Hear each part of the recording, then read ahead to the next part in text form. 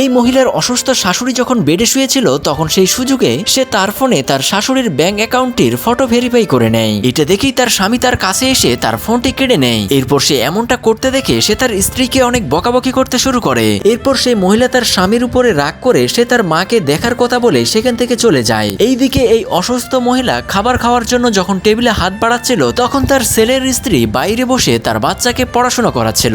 এমন সময় সেই মহিলার স্বামী বাড়িতে ফিরে আসলে সে তাড়াতাড়ি করে তার বাচ্চাকে ভিতরে যেতে বলে। এরপর সে ব্যক্তি তার স্ত্রীকে তার মায়ের পাশে বসে থাকতে না দেখে সে তার স্ত্রীকে অনেক বকাবকি করতে শুরু করে।